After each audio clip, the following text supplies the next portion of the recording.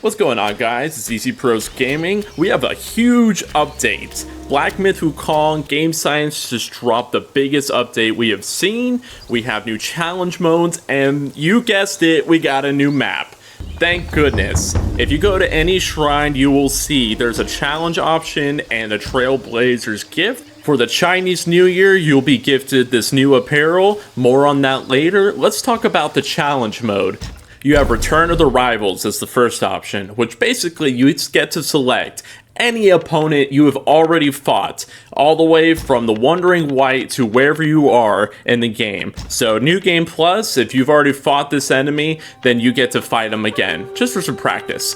Our second option is Gauntlet of the Legends, and let me tell you, it is tough. You fight bosses back to back, and you must not die, otherwise you have to start over. For an example, 3 Tigers, where you fight the Tiger Vanguard, the Mad Tiger, and then the Blood Tiger. If you defeat all 3 without dying, then you get rewarded the Soul Remigration Pill and this other talisman. Moving on, you can select the difficulty of this challenge by changing and adding different constraints. So for an example, you have a level 1, and then you go all the way to the top, and you have a level 4, and if you select it, it'll increase the opponent's maximum health, or you can disable all spells. The choice is yours. If you're up for the challenge, then by all means go for it. But what I don't know is if you do a higher constraint, if it'll give you a bigger reward or not. That's what I don't know. So moving on, we will all find out in due time. However, let's talk about the 3 Tigers quest. You're going to fight the Tiger Vanguard, the Mad Tiger, and the Blood Tiger. Every opponent you defeat, you're going to quickly go on to the next opponents. One thing you need to know, though, is when you use your Gourd, it counts for the whole challenge. So yes, after you defeat one boss, it does replenish a tiny bit, but it does not fully replenish. Likewise with your mana. So that was the Mad Tiger. Next is our final challenger, the Tiger Vanguard, aka Blood Tiger. I'll be the first to tell you, these challenges are very hard. I don't know what it is, but it's pretty difficult. And of course, once you complete any challenge, you get rewards. In this instance, we got a tally and we got a remigration pill. And on top of all that, which is pretty neat, you'll see all the stats for your character level, damage you took, damage you dealt, the medicines, everything you had equipped in order to achieve. Going back to the Select Opponents tab, if you have any question marks or you're wondering why you can't do these that have question marks, it's because there are some bosses that are missing that you haven't quite fought yet or found. So I'd recommend going back and studying and seeing which bosses you are missing. Now let's talk about the map.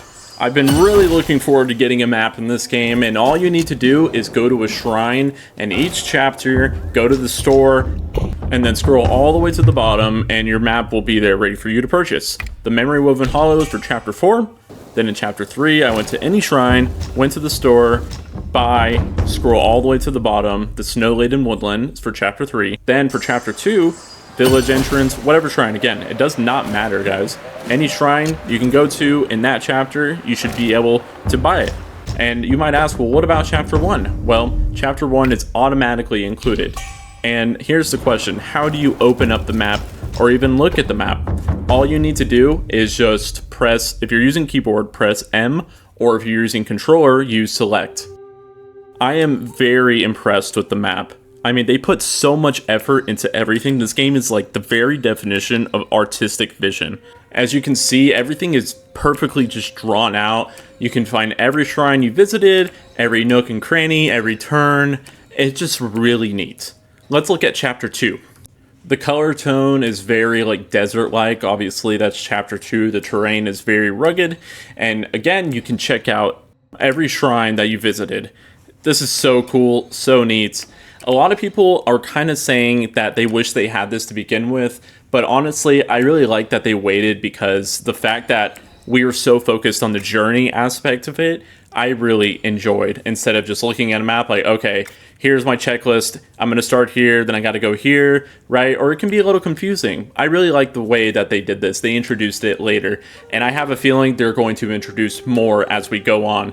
It kind of like an onion. Like, game science to me has so many layers to it, and they really care about their work and craft. This is not just some kind of cash grab. They're really reintroducing the idea of a high value game with a lot of work and dedication and just very well thought out. Every little detail in this game is just perfect. I don't have any real complaints other than my lack of skill. That's a me problem, right? I think this game is very well balanced if you know how to use it right, as far as like the tallies and the curios and just everything above the medicines and obviously skill. So as I've been yapping, you can tell these are all the different maps, and in this run through I'm only on chapter 5, but let's talk about the armor that we got. The brand new armor.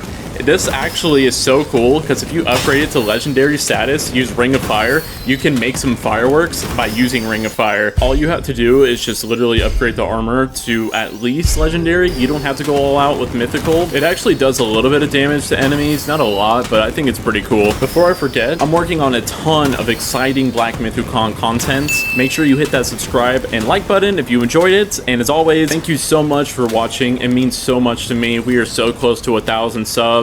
And it's all thanks to you guys. Thank you so much once more. And until then, I will see ya. Bye.